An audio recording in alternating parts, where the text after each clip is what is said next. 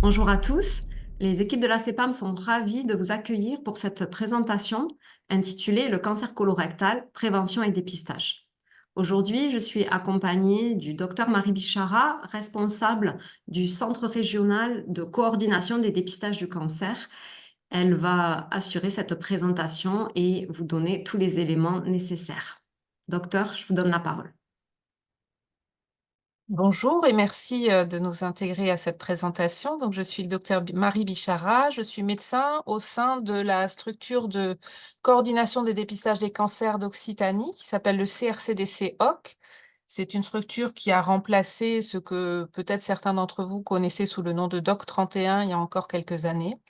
Mais en fait, c'est exactement la même chose, hein. Notre mission est de mettre en œuvre, en partenariat avec l'assurance maladie et l'Agence régionale de santé, les grands programmes de dépistage des cancers sur le territoire régional. Donc, les grands programmes de dépistage des cancers, il s'agit du dépistage du cancer du sein, du dépistage du cancer colorectal et du dépistage du cancer du col de l'utérus.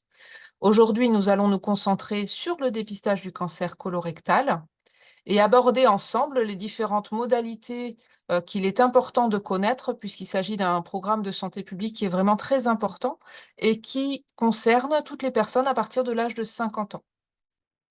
Alors tout d'abord, un petit rappel sur ce qu'est le cancer colorectal. Pourquoi est-ce qu'on en parle autant? Parce que c'est un cancer qui est extrêmement fréquent. C'est le 3e cancer le plus fréquent chez l'homme après le cancer de la prostate et le cancer du poumon. Et c'est le 2e cancer le plus fréquent chez la femme après le cancer du sein. Donc voilà, c'est pas un cancer qui est anodin et c'est encore moins anodin quand on sait qu'il est encore à ce jour, heu, pas assez bien pris en charge. C'est le 2e cancer le plus meurtrier malheureusement. Il est responsable de plus de 17 000 décès chaque année. On en parle également beaucoup parce que, tout le monde est concerné, qu'on soit donc homme ou femme, hein. Vous voyez, la répartition homme-femme est à peu près équilibrée et ce qui est intéressant de remarquer, c'est que c'est un cancer qui est d'autant plus fréquent qu'on avance en âge. 95 des cancers du côlon, à l'heure actuelle, surviennent après l'âge de 50 ans. C'est pour ça qu'à partir de l'âge de 50 ans, il est important que chacun soit sensibilisé à ce cancer et prenne toutes les dispositions nécessaires pour s'en protéger au maximum. Alors, un petit rappel anatomique, le côlon, le rectum, qu'est-ce que c'est? Ben, il s'agit du gros intestin. Vous voyez donc une image ici qui montre les différents éléments du gros intestin. Vous avez l'intestin grêle au centre et le gros intestin, c'est donc cet organe qui est en cadre, un peu en carré tout autour et qui est composé du côlon droit, du côlon transverse, du côlon gauche, du côlon sigmoïde et dans sa partie terminale, du rectum. Alors pourquoi est-ce qu'on parle de cancer colorectal? Parce qu'en fait, qu'il soit situé au niveau du côlon ou du rectum, le mode d'apparition de ce cancer est le même et globalement, le mode de prise en charge est assez similaire également. Le cancer colorectal peut donc apparaître à n'importe quel endroit du côlon ou du rectum. Tout d'abord, en apparaissant de façon très, très localisée et puis malheureusement, si on ne le repère pas à temps, il va avoir tendance, comme tous les cancers, à prendre de plus en plus de place et donc vous voyez, là, je vous ai mis quelques exemples qui montrent que, lorsque le cancer devient vraiment, de taille très importante, il peut aller jusqu'à boucher le côlon et donc provoquer un certain nombre de symptômes qui seront là pour le coup davantage visibles. Alors qu'est-ce que sont ces symptômes? Qu'est-ce qui doit alerter par rapport au cancer colorectal? Alors il va falloir être vigilant à un certain nombre de choses. Tout d'abord, si on remarque la présence de sang dans ces selles, du sang rouge ou du sang noir qui va être visible au moment où on s'essuie, là, il va falloir essayer d'en parler assez rapidement à son médecin parce que ça peut être, parmi d'autres diagnostics, témoin d'un cancer colorectal débutant ou déjà bien avancé. Des douleurs abdominales inexpliquées également doivent pouvoir être, un signe d'alerte. Il peut également se manifester sous forme de constipation qui va s'installer de façon progressive et de plus en plus importante, qui va résister au traitement. Parfois, au lieu de la constipation, il va s'agir d'une diarrhée. On va avoir l'impression que c'est une diarrhée, mais en fait, c'est juste parce que les éléments solides ne vont plus pouvoir passer à cause de la tumeur et donc il ne restera plus que les éléments liquides qui pourront sortir. Parfois aussi, on aura une alternance entre la diarrhée et la constipation. Tout ça de façon un peu inexpliquée, c'est-à-dire qu'on n'arrivera pas à le mettre en relation avec un changement d'alimentation, par exemple. Et puis quand le cancer commence à prendre un petit peu plus de place dans l'organisme, il va avoir un retentissement plus général avec, par exemple, un amaigrissement qui va, apparaître de façon progressive, qu'on ne pourra pas non plus mettre en relation avec un changement d'alimentation ou un régime volontaire. Une fatigue qui va s'installer également, de façon persistante et de façon inexpliquée. Et puis au niveau biologique, on pourra aussi mettre en évidence l'apparition d'une anémie, donc une diminution de l'hémoglobine, par manque de fer. Voilà, donc tous ces symptômes, en fait, ils apparaissent au bout d'un certain temps. C'est-à-dire que, pour que le cancer colorectal commence à se manifester, il faut déjà qu'il soit de taille assez importante et c'est à ce moment-là qu'il commencera à avoir des retentissements visibles. Sur le, côté droit, je vous ai mis d'autres symptômes qui sont plus évocateurs d'une localisation rectale.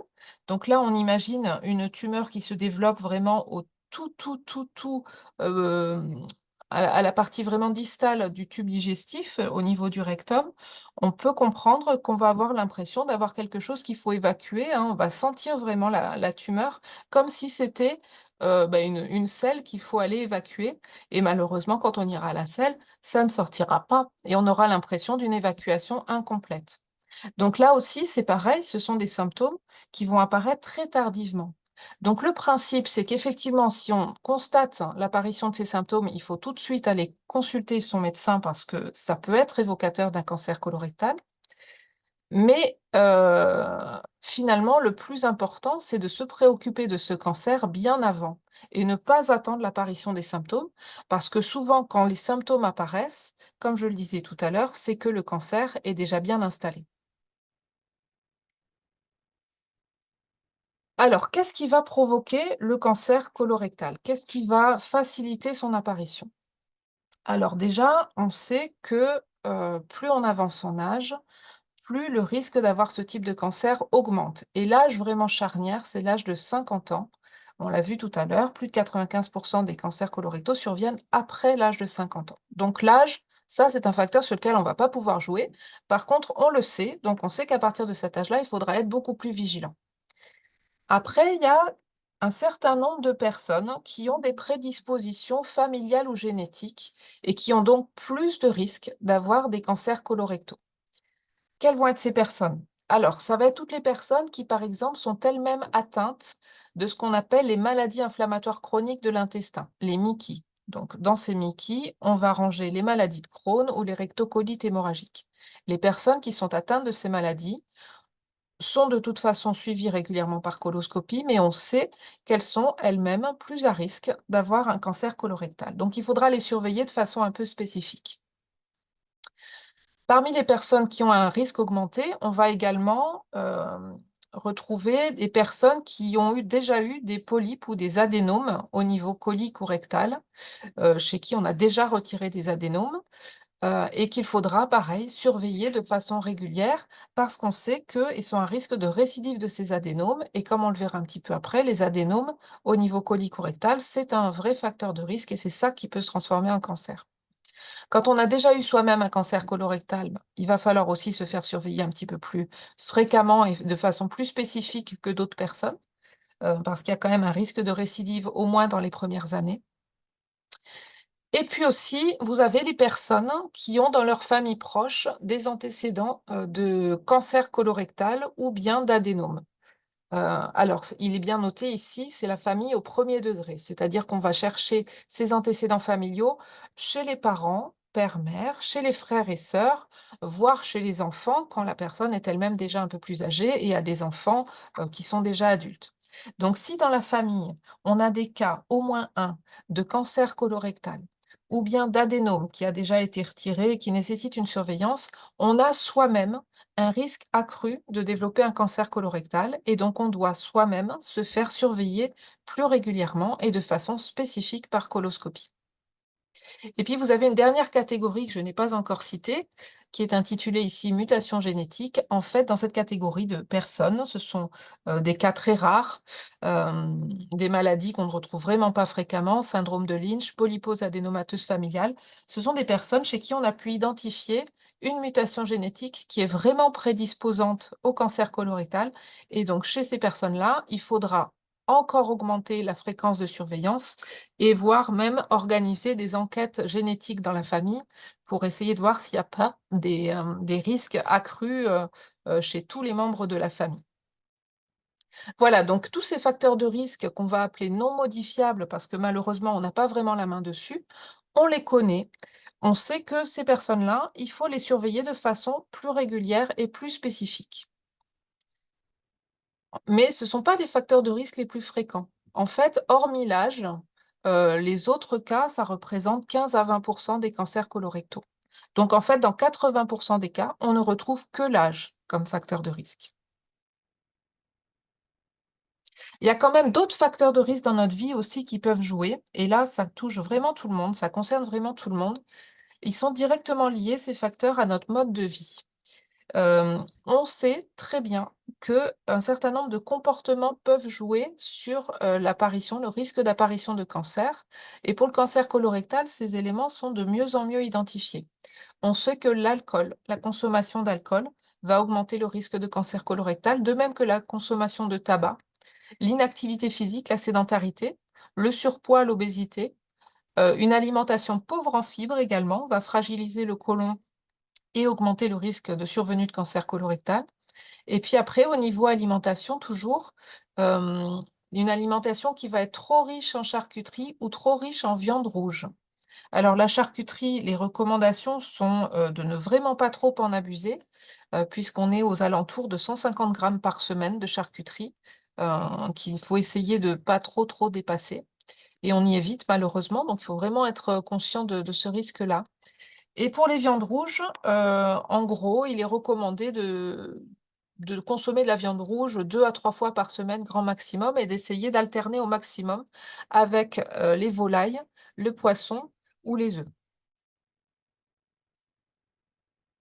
Et on sait que en jouant comme ça sur ces facteurs qui sont liés à notre mode de vie, on peut éviter environ 40 des cancers, ce qui est quand même loin d'être anodin. Donc, ça, c'est vraiment important d'essayer de s'approprier ces modes de vie le plus sain possible. Alors, tout à l'heure, je vous ai parlé des adénomes. Qu'est-ce que c'est un adénome et comment est-ce qu'apparaît un cancer colorectal? Alors déjà, le principe, vraiment, c'est qu'un cancer colorectal, ça fait partie des cancers qui évoluent assez lentement. Quand on dit assez lentement, c'est vraiment sur, la plupart du temps, une dizaine d'années. Au départ, on la muqueuse colique est normale. La muqueuse, c'est cette enveloppe qui tapisse l'intérieur du côlon. Vous avez une image sur la gauche. En fait, là, ces images-là, elles représentent ce que voit un gastro-entérologue quand il pratique une coloscopie. Donc, on est à l'intérieur du côlon. Et donc, à gauche, vous avez l'image d'une muqueuse, donc l'intérieur d'un côlon normal. Vous voyez, les parois sont lisses, il n'y a aucune aspérité. On voit juste les vaisseaux par transparence, mais il n'y a rien de particulier à noter. Chez un certain nombre de personnes, à peu près 20-30 de la population, il va y avoir des petites formations qui vont se développer à partir de la paroi du côlon, qu'on va appeler des polypes. Donc des polypes, ce sont des espèces de petites formations tout à fait bénignes qui poussent à partir de la paroi, et qui sont pas du tout embêtantes tant qu'elles n'ont pas une composition particulière au niveau cellulaire. Parmi les polypes, vous avez des polypes tout à fait bénins et des polypes qu'on va appeler des adénomes qui, eux, sont à risque de transformation en cancer. Plus on avance en âge, plus on a de risques d'avoir des polypes et des adénomes, et d'autant plus si on a des facteurs de risque dans la famille. Donc, vous voyez ces adénomes, on a une image là sur la deuxième image, c'est cette espèce de petite boule, on a l'impression qu'elle est posée sur le fond du côlon. En fait, non, c'est une formation qui a poussé à partir de la paroi. La plupart du temps, les adénomes ne bougent pas, restent comme ça, ils restent adénomes toute leur vie, mais malheureusement, il y en a un certain nombre qui vont dégénérer. Et en dégénérant, leur composition cellulaire va se modifier et ils vont se transformer petit à petit en cancer. d'abord en augmentant de taille. Vous voyez sur la troisième image, hein, les adénomes là qui deviennent plus gros, plus rouges. Ils commencent à prendre vraiment de la place à l'intérieur du côlon. Et puis sur la dernière image, vous avez vraiment une image de cancer où là, l'adénome est devenu complètement invasif. Ce n'est plus un adénome, c'est une tumeur cancéreuse qui a pour unique volonté de prendre toute la place. Et donc, elle va commencer à boucher l'intérieur du côlon, elle va commencer à pénétrer dans la profondeur de la paroi du côlon pour ensuite sortir vers les autres organes du tube de l'intérieur de la cavité abdominale. Et donc, voilà, vous avez cette organisation totalement anarchique du cancer. Ce qui est intéressant à voir, c'est qu'au fur et à mesure de sa transformation, cet adénome, il va être de plus en plus rouge, de plus en plus congestif, il va se gorger de sang. Et ça, c'est quelque chose qui est assez intéressant parce qu'on va pouvoir s'en servir. Heu, Comment on va pouvoir s'en servir? On va pouvoir se baser sur plusieurs choses. La première chose, ça évolue lentement. La dégénérescence n'est pas systématique, mais elle est possible, donc il faut surveiller. Ça évolue lentement, ça veut dire qu'on va pouvoir surveiller de façon successive à plusieurs reprises. C'est gorgé de sang, ça veut dire que ça va être potentiellement des lésions qui vont saigner. Et notamment quand les selles vont passer à l'intérieur du tube digestif, les selles vont frotter contre les lésions, les adénomes et éventuellement le cancer débutant.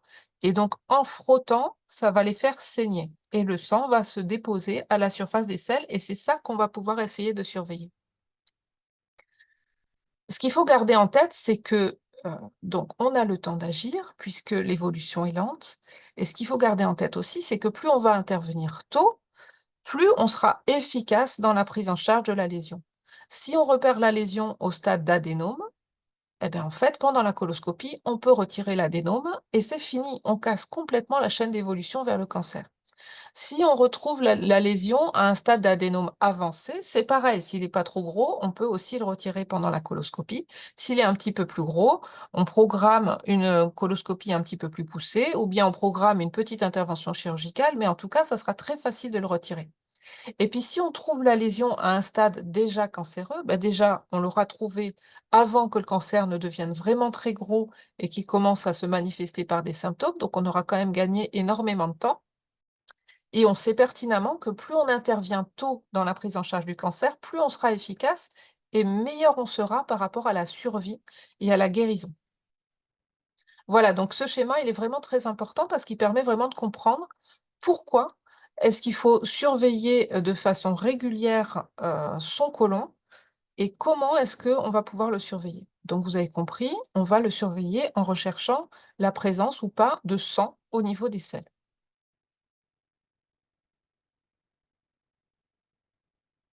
Et c'est là qu'on revient donc sur cette petite explication, hein, où on revoit la paroi et l'adénome qui commencent à pousser et qui saignent de plus en plus. On a donc la notion que ça prend du temps et donc on va chercher du sang au niveau des selles. C'est vraiment la base du dépistage du cancer colorectal. Pourquoi est-ce qu'on se base là-dessus? Tout simplement parce que c'est trop compliqué d'aller proposer une coloscopie à tout le monde. C'est pas anodin une coloscopie et donc l'important quand on propose un programme de santé publique, c'est de ne pas être nocif non plus. Donc on va proposer ce test qui est quand même de plus en plus fiable et qui permet de repérer les lésions avant qu'elles se manifestent autrement. Alors à qui est-ce qu'on va proposer ce dépistage par recherche de sang dans les selles? Puisqu'on a vu que le risque augmentait franchement à partir de 50 ans, eh bien on va proposer à tous les hommes et toutes les femmes à partir de 50 ans.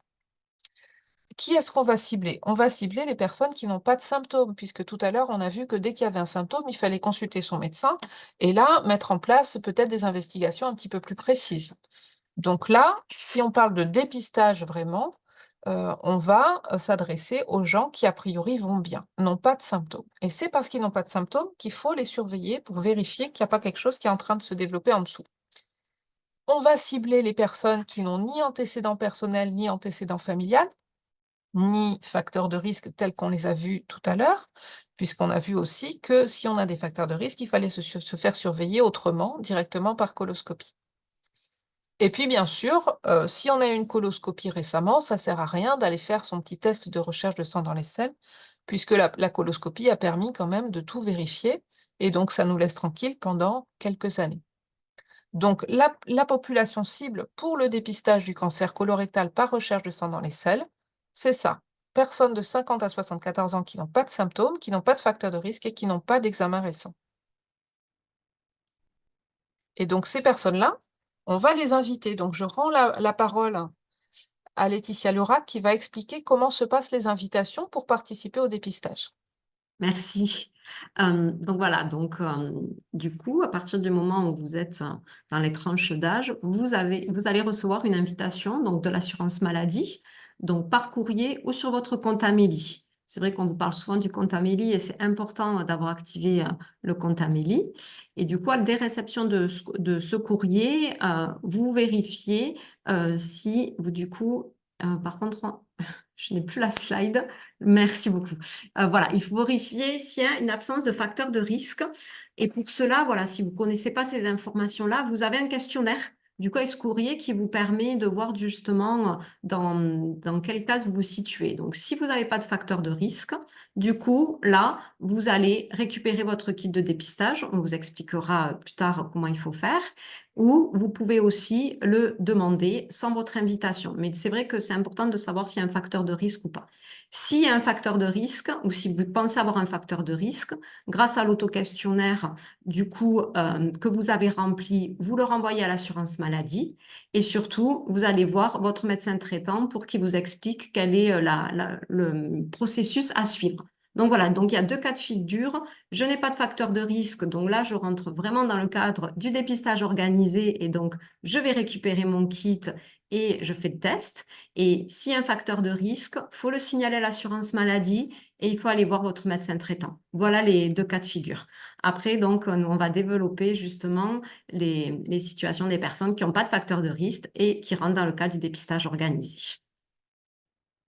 Et là, je rends la parole. Merci. Voilà, donc qu'est-ce qu'on fait une fois qu'on a repéré qu'on était bien dans la bonne catégorie et qu'on n'avait pas de facteur de risque? Ben là, vous voyez, vous avez ce petit parcours qui explique les différentes étapes.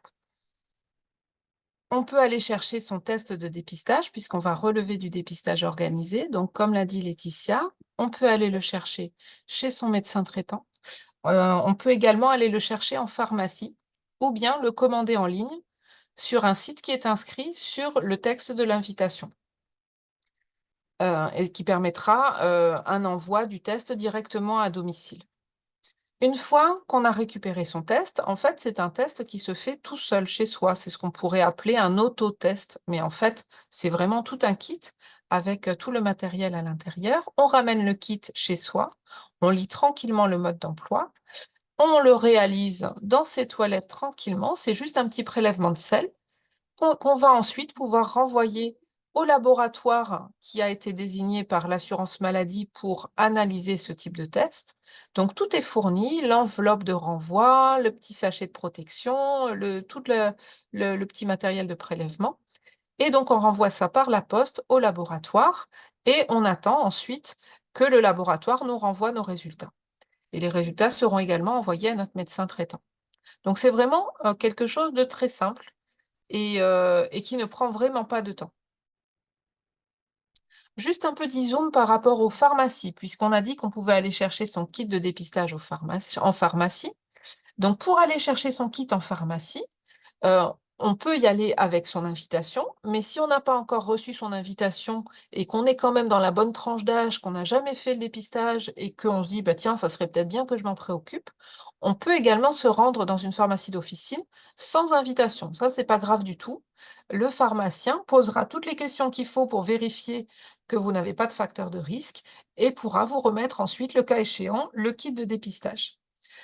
Ici, vous avez un lien internet qui vous permet d'aller sur une cartographie des pharmacies partenaires. Alors, on a plus de 85% des pharmacies dans la région qui sont partenaires et qui sont aptes à remettre des tests. Mais si jamais vous avez un doute ou bien si vous voulez trouver une pharmacie partenaire autour de chez vous, voilà, n'hésitez pas à vous connecter sur ce site et vous pourrez ensuite, par un système de Zoom ou bien de saisie de votre code postal ou du nom de votre commune, pourrez retrouver les pharmacies tout autour de chez vous.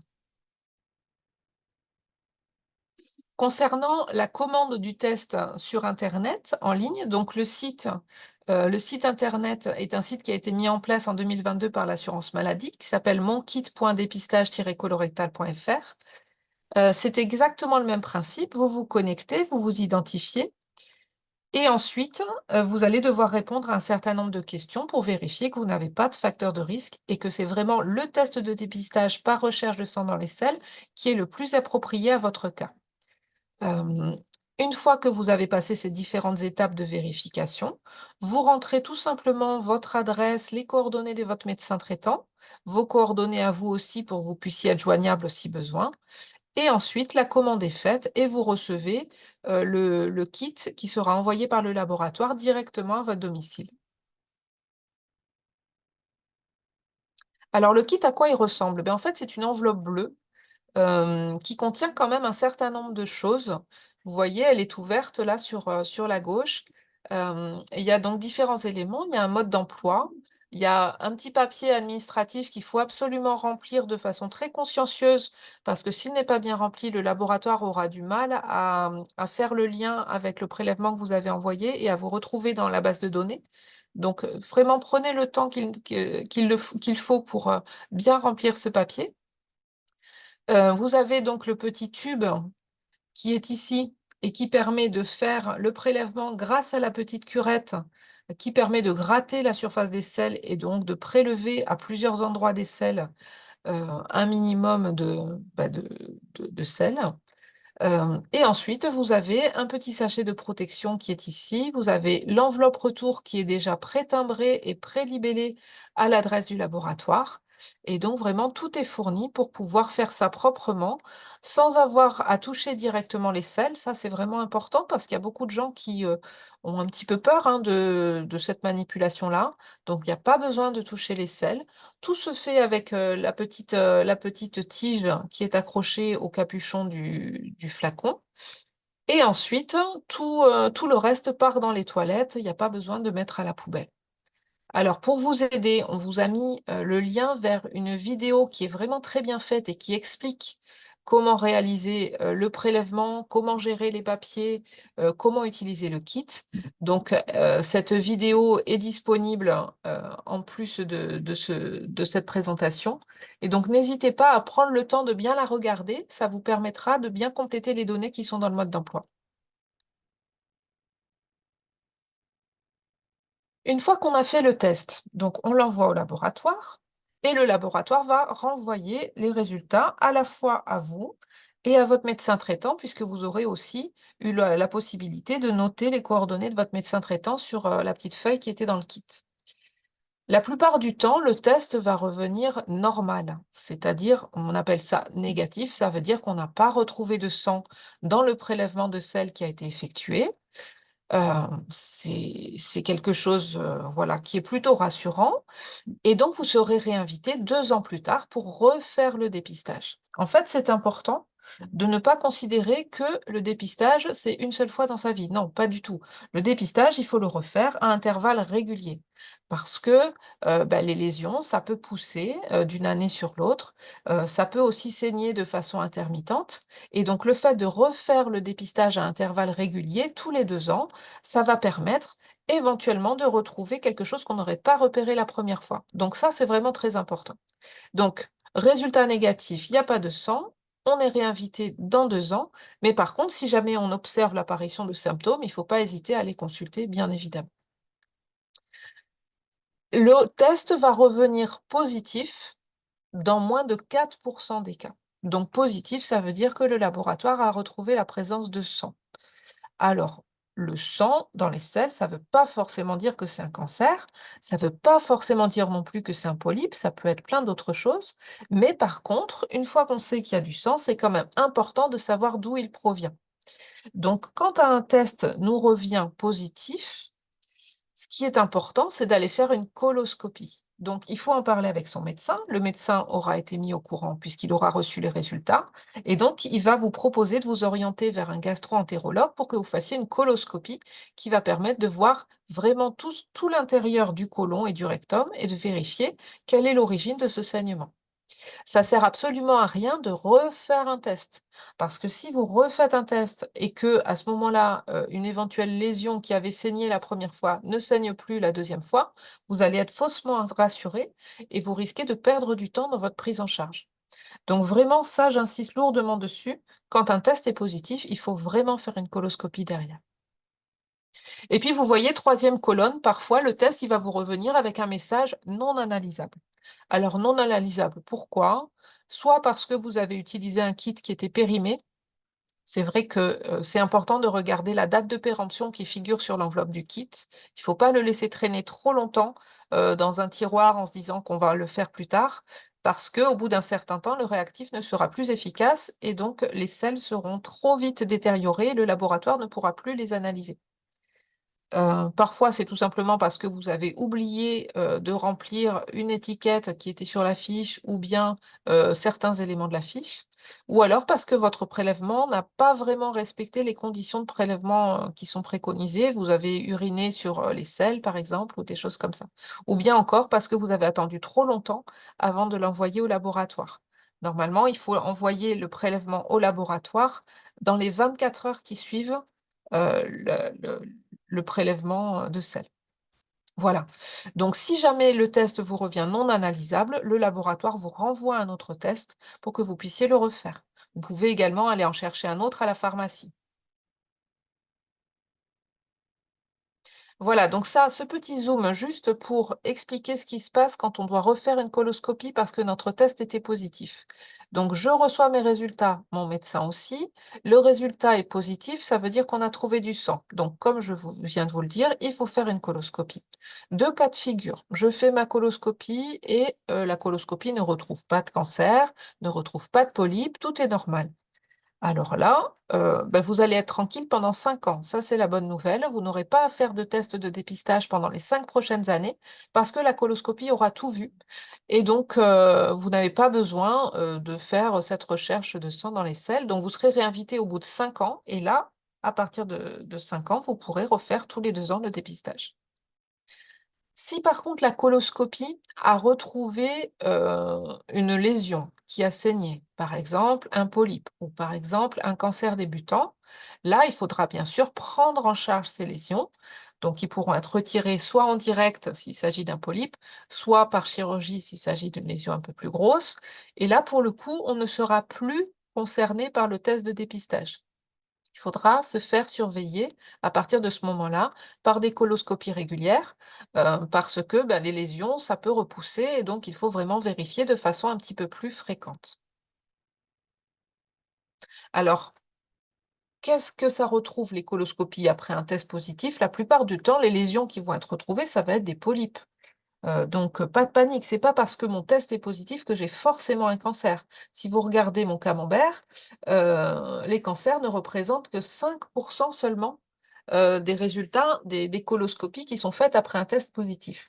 La plupart du temps, on retrouve des polypes. Donc ça, c'est plutôt une bonne nouvelle parce que si on retrouve des polypes, comme je vous le disais, on les retire en direct et après, on est tranquille. Il faudra juste se faire surveiller régulièrement, mais en tout cas, ça aura vraiment cassé la chaîne d'évolution vers le cancer et donc ça sera possiblement un cancer qui aura été évité. Donc bravo, vous aurez vraiment eu le bon geste. Hem, Après, si vous regardez le bleu foncé, ça correspond à des coloscopies qui ne retrouvent ni polype ni cancer. Donc ça montre que parfois, ce qui a saigné, ça va être un petit vaisseau, une petite hémorroïde, quelque chose comme ça. Donc tant mieux et donc c'est dans ce cas de figure-là qu'on pourra reprendre le rythme de dépistage organisé après 5 ans de pause et du coup tout va bien, on continue à surveiller, on est toujours vigilant par rapport aux symptômes et voilà, tout va bien. Et puis, vous avez donc ces fameux cancers qu'on va retrouver dans 5 des cas.